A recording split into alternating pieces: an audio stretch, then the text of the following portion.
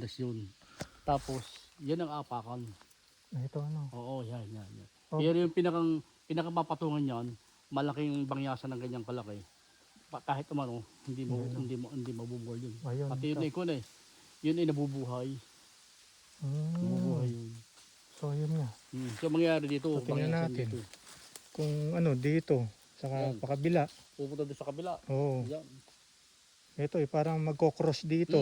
Kukros dyan. Magalay ka dito, pupunta ka doon. Oo. Oh, yun yung maganda. Oo. Kasi yun yung part na medyo diyan ngayon maipon tubig, diyan magpo-falls. Parang maliit, andiyan tunog. Oo. Oh, yun, kaya nga maganda. Yan pala yung sinasabi ni ano na lagyan ng bato. Ayan. Pinano ko na kahapon yun eh. Ayun, si Kap pa pala. Ano ni Kap, handmade. Pinano kahapon yun eh. Lagyan. Yun. Ito nga, ayun, no. Maganda, mabuhay ang ganda, no. At pag nagtagulan na aawas yan dyan. Aawas. Ay maganda dyan. Ay recrap. Recrap yan. Pero grabe nga Kap yung haba ng kawayan na to, oh. Ayun, no. Parang kasya. Abot na ron, no. Abot.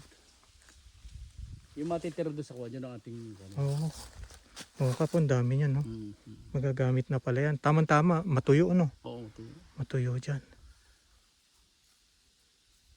Hangin pa. Sayang, daw makatawid dun eh. Hindi ako makatawid dito, tita eh. Naglilinis kasi sila. Ayun eh, oh. Doon kasi doon yung nilakaran namin nung last time nag-visit eh. So anyway, yan yung status ngayon. Pagka uminag ng isang araw na, tuloy-tuloy, ay sisigaan na yan. Tsaka ito ay, patanggalin na yan. Ngayon siguro, ito na magamit. Yan ang mga gamit. Sa tulay. Tapos magpapakuha ko ng mga bangyasan. Ano tawag doon, yung tatapakan na ano? Oo, yun yung pinakang-poste. Poste pala. Oo, tapos ito yung nasa ibabaw. Saka ibabaw, tapakan, saka yung mga parang hawakan sa gilid. Oo. Yan, pwedeng hawakan sa gilid dyan. Okay. Ay, nahawa na yan eh. Dito. So, iba talaga pag nahawa na. So yung kaong pakita rito na.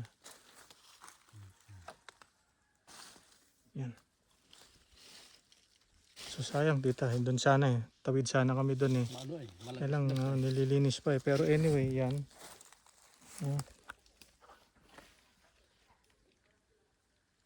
Ano?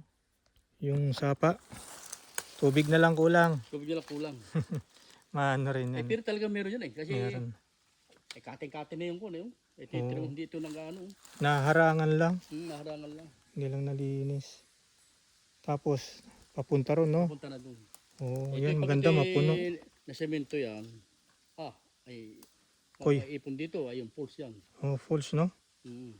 Koi fish yan. Hindi naman kasi hindi kakati. Oo nga, oh. Tag-araw pa, ano? Tag-araw pa, oh. Yung moist. Kaya pag naglagay din ng bako dito, linis na yan. Ay, nabakod ng ano ay. Ng hagdan. Laki. Tara Kap, sige. Ilang sopa. Ito, nalaki ng kawayan eh, oh.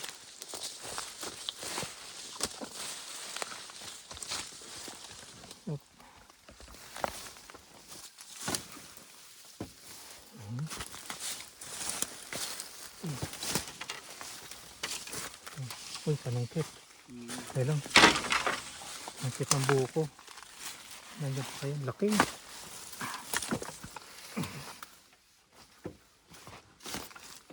Pasubo ako kay Kap. Hindi pwedeng papatalo ako.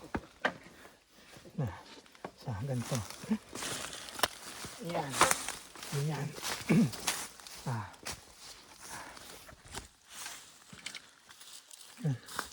Mas maganda nakuha mamaya. Ito pwede dito. Yan, dito maganda. Hagdan pababa yung baitang nakawayan, no? Uti-uti lang baba. Oo. Hanggang sa Tapos doon yung tulay. Oo. Ganda rito, side na to. So isang mga baitang-baitang, mga ilang kawayan. Siguro mga 5 ha. 5 hakbang, tapos baba. 5 hakbang, baba. Tapos lakad. Yan. tulay. Tulay. Doon sa ibabaw ng sapa. Kumbaga hinati yung sapa sa gitna. Yan, tama. Ayun o, yung tutulay sa ibabaw. Ayun. Para kang papunta sa Negarian Pools. Oo. Gilid ng kulay, yun din yung mga tulay, kalsada, pababa. Yan. Kaya pag natuyo, ay isang siga lang yan, yari na yan. Dami, pero itong bungkus na to, ang dami. Lalaking kawayan. Yan ang wala sa amin. Doon sa, Kita na ulo. oo, puro yung mga bukbukin daw. Eh dito, palibasi. Oop.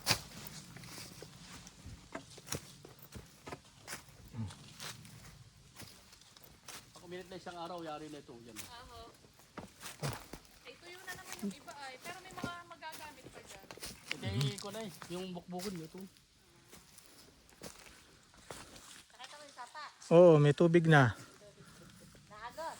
Hindi pa, nag-iipon pa. Kailangan malinis nga. Wala nang may paglalagyan ng buhos. Oo. Inaabsorb pa kasi ng mga